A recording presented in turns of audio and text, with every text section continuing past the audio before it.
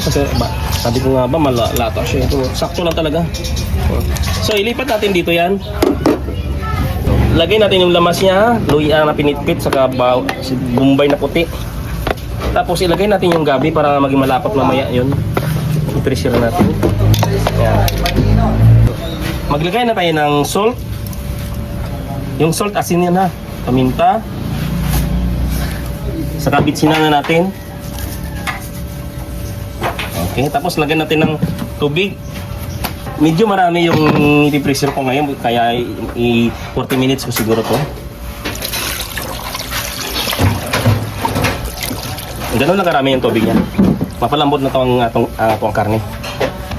I-pressure natin to na nasa 40 minutes o to 45 minutes.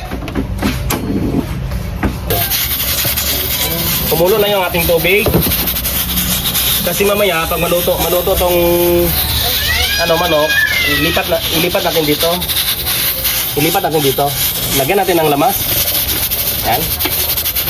Kaya ilagay na natin itong kanyang mais sa kabin. Anong beef. I-off na natin to kasi luto na yung kanyang beans. Kasi pangit kasi yan pag malata ha. Pwede na lahat. Ilagay lang natin yung saging niya. Pero hindi ko na yan ino ng kalan para maluto na sa init, yung natural na init. Tinanggal ko yung beans sa mais. Nag-alarm na yung ating cellphone. Ikot na natin to para super lambot na. Buksan na natin to ha kung malambot na yung ating nilagang baka. Wow, ang ganda. It's perfect. Ang lambot niya. In-adjust ko sa 30 minutes yung alarm ko kasi sabi ko nga ba malata siya. Ito, sakto lang talaga. So ilipat natin dito yan. Ilipat natin dito kasi luto na yung mga sahog niya. Yan ginagawa ko talaga pag ako magluto para pagluto ng isa sabay-sabay na luto. Ilipat natin. Lagyan natin ng support para hindi magtalsik ha. Kailangan bawat galaw natin may paraan tayo na hindi tayo naka-disturbo. Ilagay natin yung beans niya kasi tinanggal ko ito kanina kasi pag hindi ko tanggalin malata talaga yan. Saka magtimpla tayo. Maglagay tayo ng patis kasi balance mo yung lasa niya sa patis lang. Pitsin magkad tayo ng konti.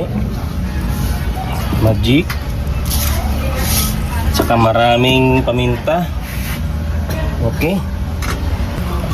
Ilang may na. Maglagay tayo ng green chili.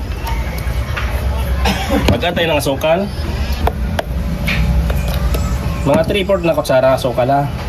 Tapos ang pinakahulahin natin ilagay ang ating Chinese na pitsay. Ito yung type ko kasi ilagay. Ito yung napili kung nilalagay talaga ang gusto ko to. Ito na yung ating outcome ng super sarap na bulalo. Ayan, tingnan nyo. Pag malaki ko talaga to. Talagang itong pinakamasarap ng luto na bulalo. Siguro masarap sa kasi maraming karne. Nasa 4 na kilo eh. Okay na to.